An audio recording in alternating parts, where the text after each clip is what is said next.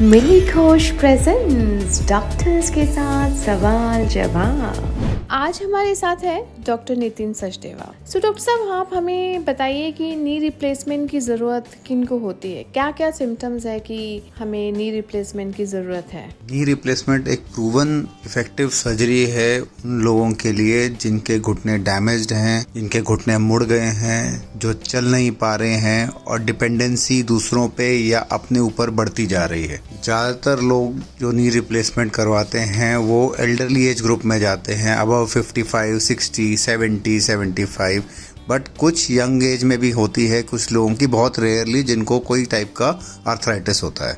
Science and symptoms बहुत simple हैं। जब आपकी बाकी चीज़ें फेल हो जाती हैं, दवाइयाँ काम नहीं करती हैं, इंजेक्शंस के बावजूद भी घुटने में जो इंजेक्शन लगते हैं उसमें भी आपको आराम नहीं मिलता है, आपके घुटने बेंड हो चुके हैं, आपको खड़े होने में दिक्कत है, आप सीढ़ियाँ नहीं चल पा रहे, आप अपने डे टू डे एक्टिविटीज़ नहीं कर पा रहे, फिर आपको सोचना पड़ता है उसका ऑल्टरनेटिव होता है knee replacement. It is a very effective surgery. काफ़ी हद तक लाइफस्टाइल आपका मॉडिफाई हो जाता है इस सर्जरी के बाद।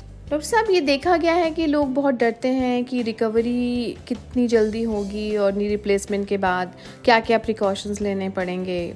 सो इसी वजह से कई लोग इस सर्जरी पे जाते नहीं हैं। तो सर एक्सप्लेन करिए कि रिकवरी टाइम क्या है और क्या हमें रिकवरी टाइम में क्या सावधानियां बरतनी चाहिए। हाँ जी, आपने बिल्कुल ठीक सवाल पूछा कि नी सर्जरी के बाद कितना रिकवरी टाइम होता है। ये एक सबसे कॉमन क्वेश्चन है और पूछना जायज़ भी है, क्योंकि सबको ये डर लगता है कि नी रिप्लेसमेंट के बाद मैं खड़ा हो भी पाऊँगा या खड़ी हो भी पाऊँगी, कहीं मैं बेड पे तो नहीं रह जाऊँगी। इसका आंसर बड़ा सिंपल है।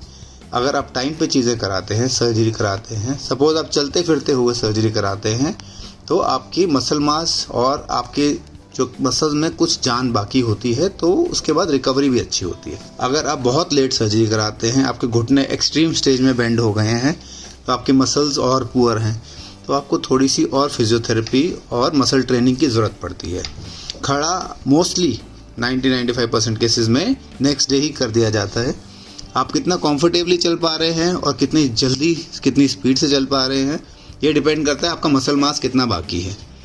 कुछ लोग इतना लेट कर देते हैं कि वो व्हील चेयर पर आ जाते हैं, तो नेचुरली फिर आप ये नहीं कह सकते कि आप नेक्स्ट डे से ही आप एकदम दौड़ेंगे, नहीं, क्योंकि आपकी मसल्स नहीं है।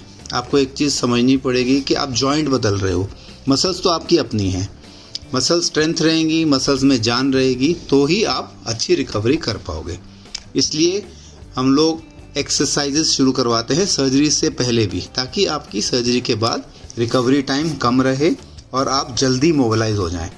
जितना जल्दी मोबिलाइज होंगे उतना ही रिकवरी टाइम इजी रहता है। दूसरा, अगर आप सिंगल नी रिप्लेसमेंट हो रही है आपकी, तो फिर तो ऐसी कोई इशू होते ही नहीं है, मोस्टली आप बहुत जल्दी रिकवर कर जाते हैं। तो नी रिप्लेसमेंट में रिकवरी टाइम नेक्स्ट डे से आप खड़े होते हैं। कुछ लोगों को 2-3 वीक्स लगते हैं, कुछ लोगों को 6 वीक्स लगते हैं, कुछ कम केसेस में या रेयर केसेस में 2-3 महीने लग जाते हैं, बट आप मोबाइल रहते हैं, बेड रिडन आप नहीं रहते हैं।